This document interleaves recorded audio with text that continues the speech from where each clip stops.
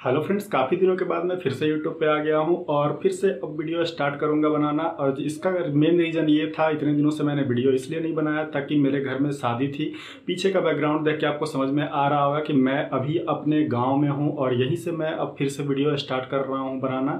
और शादी की वजह से काफ़ी ज़्यादा डिस्टर्बेंस था, जिसकी वजह से मैं वीडियो नहीं बना रहा था। तो अब फिर से सारी वीडियोज़ रेगुलर आएंगी और जो भी digital marketing, blogging, affiliate marketing, YouTube, make money online से रिलेटेड जितनी भी वीडियोज़ हैं, जितनी भी प्रॉब्लम्स है, वो सब के बारे में मैं वीडियोस बनाऊंगा। आने वाले कुछ दिनों में मैं आपको फ्री कोर्सेस भी अवेलेबल कराऊंगा और मेक मनी ऑनलाइन के बहुत सारे तरीके भी बताऊंगा। तो चलिए वीडियो को स्टार्ट करते हैं। इस वीडियो में मैं आपको बताने वाला हूं कि चाहे वो कोई भी वेबसाइट हो, उस वेबसाइट को ट्रैफिक लाने के लिए, ऑर्गेनिक ट्रैफिक लाने के लिए जो मेन काम करना है वो क्या है।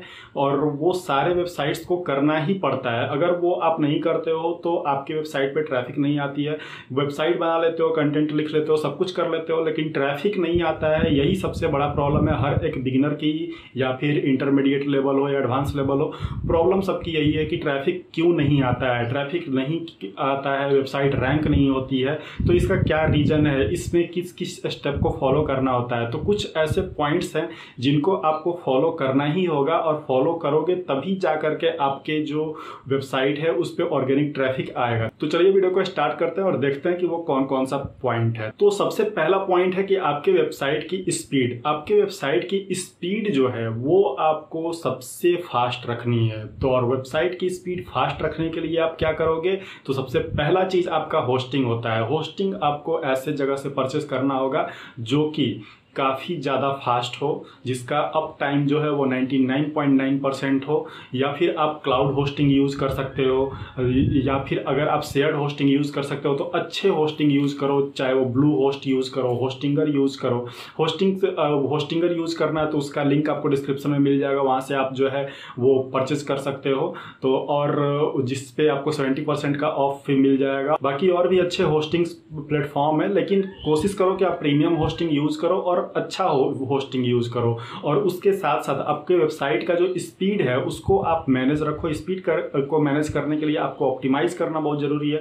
वेबसाइट को ऑप्टिमाइज कैसे करना है, स्पीड मैनेज कैसे रखना है, उसके बारे में मैं वीडियो ऑलरेडी अपने चैनल पे बना चुका हूं, आप देख सकते हो उसको। तो सबसे पहला पॉइंट आपको क्या याद रखना है कि आपको अपनी वेबसाइट का स्पीड जो है हमेशा स्पीड पे ध्यान रखना है। ठीक है, स्पीड हमेशा आपकी अच्छी होनी चाहिए, डाउन नहीं होना चाहिए स्पीड, जिसकी डाउन होने से आपका बाउंस रेट बढ़ता है, जिसकी वजह से गूगल आपको रैंकिंग नहीं देता है। तो इसीलिए स्पीड सबसे पहला इंपॉर्टेंट फैक्टर है। तो दूसरा पॉइंट क्या है, दूसरा पॉइंट है कि एसईओ फ्रेंडली। आपका वेबसाइट जो है वो एसईओ फ्रेंडली होना चाहिए। आपके वेबसाइट पे आर्टिकल्स हो या फिर आपका पूरा वेबसाइट जो है उस पे आपका एसईओ जरूर होना चाहिए। अगर आप आर्टिकल लिख रहे हो तो उसका on page SEO, of page SEO, local SEO ये होना जरूरी है, टेक्निकल एसईओ ये भी होना जरूरी है, इमेज एसईओ होना जरूरी है, वेबसाइट पे मेटा डिस्क्रिप्शन, वेबसाइट का टाइटल, वेबसाइट का टैगलाइन, वेबसाइट की और जो परमा लिंक होता है, वो सारी चीज़ें आपको करनी होंगी। अगर आप वो सारी चीज़ें कर लेते हो, प्रॉपर तरीके से रखते हो, तो आपका वेबसाइट रैंक होने के चांसेस जो है वो काफ़ी ज़्यादा बढ़ जाते हैं।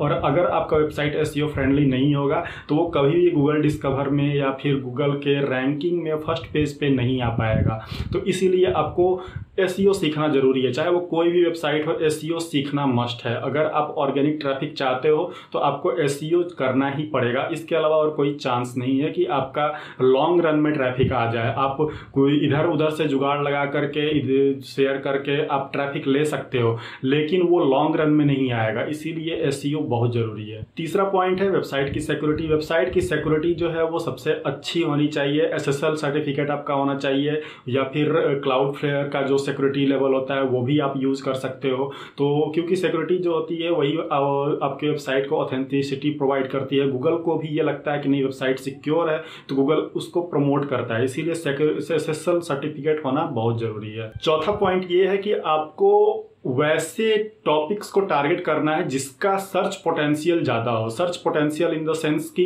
उसके सर्चेज, गूगल हो, यूट्यूब हो या और प्लेटफॉर्म हो, उस पर सर्चेज ज़्यादा हो। मंथली सर्चेज जो है वो 1000, 2000 या 10,000 जा रहा हो, वैसे कीवर्ड्स को आपको टारगेट करना है, वैसे टॉपिक्स को आपको टारगेट करना है, ट्रेंडिंग टॉपिक्स को आपको टारगेट करना होगा। या फिर जिस भी निच में आप हो उस निच में नया क्या चल रहा है, उसमें आप नया क्या प्रोवाइड करा सकते हो, या फिर जो भी ट्रेंडिंग टॉपिक्स चल रही हैं उस पर आप कितने तरह के आर्टिकल लिख सकते हो। तो ये सारी चीज़ें को अगर आप टारगेट करोगे तभी जाके आप रैंक करोगे। गूगल भी क्या करता है कि जितने भी न्यू आर्टिकल्स होते हैं जो एकदम सर्चिंग टॉपिक्स पे चल रहे होते हैं उनको वो तुरंत प्रमोट कर देता है, तुरंत रैंकिंग दे देता है, डिस्कवर में भी ला देता है।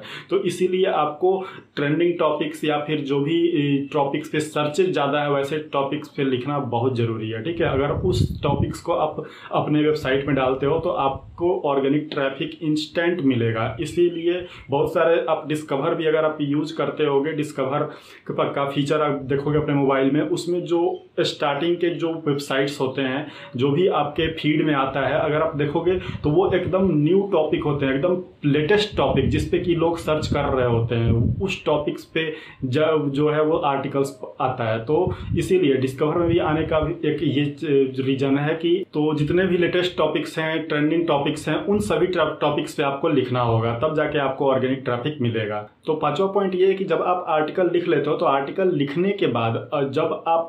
लिखने के बाद जितने भी ऑनलाइन कम्युनिटी हो गए, ऑनलाइन फॉरम्स हो गए, इंस्टाग्राम हो गया, ट्विटर हो गया, इन कोरा हो गया, मीडियम हो गया, इन सभी प्लेटफॉर्म पे आपको अपने आर्टिकल के लिंक्स को फैलाना है, आपको जो है लोगों के क्वेश्चंस के आंसर देने हैं, आपको प्रमोट करना है, बेसिकली फ्री प्रमोशन जिसको बोलते हैं। क्योंकि आपने आर्टिकल लिख दिया लेकिन गूगल ने उसको रैंक भी कर दिया और लेकिन उस पे अगर सर्चेज नहीं है, लोगों को पता नहीं है कि किस तरह के आर्टिकल्स आप दे रहे हो, तो फिर लोग उस पे आएंगे नहीं, और लोग आएंगे नहीं तो वैसे आर्टिकल्स का कोई मतलब नहीं होता। तो उसके लिए तरीका क्या है कि आप उसको प्रमोशन करोगे। उसका प्रमोशन कैसे करोगे? फ्री प्रमोशन आप क्या कर सकते हो? फ्री प्रमोशन के तरीके क्या क्या हैं? तो वही जितने भी सोशल मीडिया प्लेटफॉर्म मैंने जो पहले बता रखा है, उसके अलावा क्वेश्चन आंसर प्लेटफॉर्म हो गया, फॉरम्स हो गया, ब्लॉगिंग कम्युनिटीज हो गए, इन सब में आपको जो है जाना है, रिलेटेड क्वेश्चंस खोजने हैं या फिर आपको अपने लिंक्स पोस्ट करना है, ठीक है। तो रेलिवेंट आंसर देना है, लिंक्स पोस्ट करना है। तो ये चीज़ आपको याद रखना है, जितना आप स्प्रेड करोगे अपने ब्लॉग के लिंक को उतना ज़्यादा आपका जो है वो रीच बढ़ेगा, उतना ज़्यादा लोग जो है लॉन्ग रन में धीरे धीरे लोग आपके पास आना शुरू होगा, आपको बैकलिंक्स मिलना शुरू हो जाएगा, ठीक है। तो उस तरह से ऑर्गेनिक ट्रैफिक धीरे धीरे आपके पास आपके वेबसाइट पे आना शुरू हो जाएगा, ठीक है। तो ये चीज़ आपको करना होगा। जितनी भी ऑनलाइन प्लेटफॉर्म्स हैं, ऑनलाइन कम्युनिटीज है, उसमें आपको प्रमोशन करना होगा अपने ब्लॉग का, अपने आर्टिकल्स का, ठीक है। ये चीज आपको ध्यान रखना है। उसके बाद अगला पॉइंट है वो है कि अपने जितने भी आउटडेटेड कंटेंट है, मतलब कि आपने एक कंटेंट लिख लिया और साल भर तक आप छोड़े हुए उसको, तो वैसे नहीं होता है, ठीक है। जो कंटेंट आपने लिखा है उस कंटेंट को आपको अपडेट करते रहना है, मंथली आप अपडेट करते रहो, उसमें नए नए वर्ड्स, नए नए चीज, नए नए कीवर्ड्स को ऐड करो। उससे क्या होता है, गूगल को बार बार उस पर क्रॉल करने का मौका मिलता है, जिससे वो उसको लगता है कि आपका कंटेंट जो है वो रेगुलरली अपडेट हो रहा है, जिसकी वजह से उसकी रैंकिंग बनी रहती है। अगर रैंक होता है तो उसको हायर रैंक मिलता है, या फिर जो रैंक उसको मिल गया है, गूगल ने जिस पोजीशन पर रैंक किया हुआ है उस पोजीशन पे वो रैंक्ड रहता है, ठीक है। तो आपको आउटडेटेड कंटेंट को अपडेट करना बहुत जरूरी है। उसके बाद अगला पॉइंट जो है लेटेस्ट आजकल जो चल रहा है, यूट्यूब वीडियोज। अगर आप ब्लॉगिंग करते हो, ब्लॉग आपने बना रखा है, तो उससे रिलेटेड आप एक चैनल भी बनाओ, उसी से रिलेटेड आप जानकारी दो और वहां से आप लिंक डालो। लिंक डालोगे अपने डिस्क्रिप्शन में और लोगों को कहोगे कि हाँ आपको इस लिंक पे जाना है, या फिर आप उनको बताओगे कि गूगल पे मेरा ब्लॉग का नाम लिख करके सर्च कर लो या फिर ये कीवर्ड लिख करके सर्च कर लो, तो लोग उस तरह से सर्च करेंगे, जिसको वेब मेंशन बोलते हैं। तो इस टेक्निक से भी गूगल आपको रैंकिंग देता है। दूसरा, उस पर आपको आपकी सर्च रैंकिंग बढ़ती है आपके उस पर्टिकुलर कीवर्ड पे, तो आपके पास ऑर्गेनिक ट्रैफिक गूगल से आता है। तो ये चीज़ आजकल जो है काफ़ी लोग कर रहे हैं, इस चीज़ को आप ध्यान में रख सकते हो, इस चीज़ को भी आप यूज़ कर सकते हो और ये काफ़ी ज़्यादा बेनिफिशियल है। बहुत सारे लोग इससे लाखों रुपए अर्न कर रहे हैं सिर्फ वेबसाइट और यूट्यूब को मेंशन करके, ठीक है। उसके बाद लास्ट पॉइंट ये है कि आपको अपने जो कंपटीटर्स हैं उन कंपटीटर्स पे हमेशा ध्यान रखना है। वो क्या नया चीज यूज कर रहे हैं, क्या नया चीज वो डाल रहे हैं, किस तरह के आर्टिकल्स डाल रहे हैं, किस तरह के कीवर्ड्स डाल रहे हैं, उनके वेबसाइट को हमेशा एनालाइज करना है। वहां से आपको नए नए आइडियाज मिलते रहेंगे, नए नए कीवर्ड्स मिलते रहेंगे, तो उस पर आप आर्टिकल हमेशा लिखते जाओगे और वो जो ट्रेंड फॉलो कर रहे होंगे उस ट्रेंड को आप भी फॉलो करते जाओगे। जाओगे। जिससे होगा क्या, अगर आपके पास आइडिया नहीं भी आ रहे होंगे तो आप ट्रेंड में बने रहोगे, आप जो है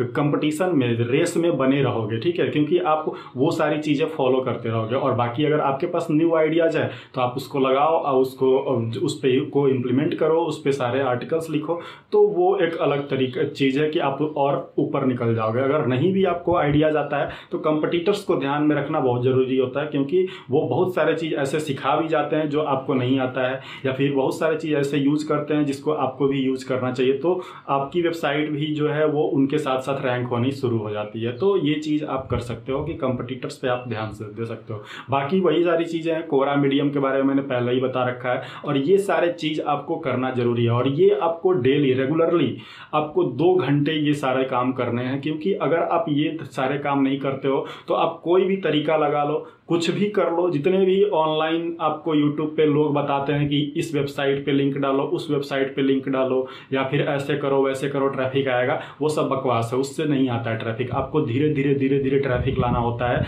एक अगर आप सोचोगे कि आज मैंने आर्टिकल लिखा और 4 दिन बाद या 1 सप्ताह बाद तुरंत ट्रैफिक आ गया, तो नहीं होता है। आपको प्रमोशन करना ही पड़ेगा, क्योंकि आपके जैसे लाखों करोड़ों लोग भरे पड़े हैं जो कि डेली एक टॉपिक पे लाखों ब्लॉग पब्लिश होती हैं। उन ब्लॉग्स को अगर आपको प्रमोट करना है, लोग कैसे जान लेंगे कि आप जो है आपने ब्लॉग प्रमोट किया? अगर गूगल ने रैंकिंग नहीं दिया हुआ है, गूगल आपको रैंक नहीं दे रहा है, या फिर गूगल ने रैंक भी कर दिया लेकिन लोग सर्च नहीं कर रहे हैं, तो आपको फैलाना पड़ेगा उस चीज़ को। तो उस पर अगर आप ये सारे काम आप धीरे धीरे करते हो तो आपका सबसे पहले ऑफ पेज एसईओ, जिसमें कि आपको बैकलिंक्स बनना शुरू हो जाता है, उसके बाद आपको पेज की अथॉरिटी बढ़नी शुरू हो जाती है, आपके सर्च रैंकिंग बढ़ना शुरू हो जाता है, आपके कीवर्ड्स की सर्च रैंकिंग बढ़नी शुरू हो जाती है। धीरे धीरे करके 1 मंथ 2 मंथ 3 मंथ ऐसे करते करते विद इन 1 ईयर आपके पास बहुत सारे बैकलिंक और अथॉरिटी हो जाती है, जिसकी वजह से आप कोई भी आर्टिकल डालते हो तो आपका आर्टिकल जो है वो गूगल के फर्स्ट पेज पे रैंक करना शुरू हो जाता है, जिससे आपको लॉन्ग रन में काफ़ी ज़्यादा ट्रैफिक आता है। धीरे धीरे आपका वेबसाइट जो है वो बहुत सारे ट्रैफिक लाने लगता है, लोगों को भी आपके ब्रांड के बारे में पता चल जाता है। तो ये चीज़, जितने भी बड़ी वेबसाइट्स हैं, अगर आप उनकी स्टोरीज खोल के देखोगे, उनकी केस स्टडीज देखोगे, तो आपको पता चलेगा कि उन्होंने क्या क्या टेक्निक फॉलो किया हुआ है, और आज के डेट में भी वो सारे टेक्निक जो है वो कारगर है। बाकी शॉर्ट ट्रिक्स, गूगल डिस्कवर और ये सब सारे शॉर्ट ट्रिक्स शॉर्ट होते हैं, कुछ दिन तक चलते हैं, फिर वो ख़त्म हो जाते हैं। आपने देखा ही होगा बहुत सारे बड़े बड़े वेबसाइट्स जो थे, MPNRC जैसे वेबसाइट्स की ट्रैफिक जो है वो डाउन चली गई थी। तो ये सारे जो टेक्निक है वो जेन्युइन टेक्निक है, और सभी डिजिटल मार्केटिंग के कोर्स में ये सारे टेक्निक भी बताए जाते हैं, और जिसको प्रॉपरली अगर आप करते हो तो आपकी ट्रैफिक कहीं नहीं जाएगी। आपको विद इन 1 ईयर आपके पास लाखों में ट्रैफिक आना शुरू होगा। तो ये काम आपको करना होगा, और ये जेन्युइन तरीका है। इसके अलावा अगर आप किसी तरीका में बिलीव करते हो तो आप कर सकते हो, आप फ्री हो करने के लिए। मैं जो तरीका जानता हूँ, जो जेन्युइन तरीका होता है एक डिजिटल मार्केटर के लिए, एक ब्लॉगर के लिए, वो मैं तरीका आपको बता दिया। बाकी इस वीडियो में इतना ही है, मिलते हैं अपने नेक्स्ट वीडियो में, तब तक के लिए बाय बाय, टेक केयर।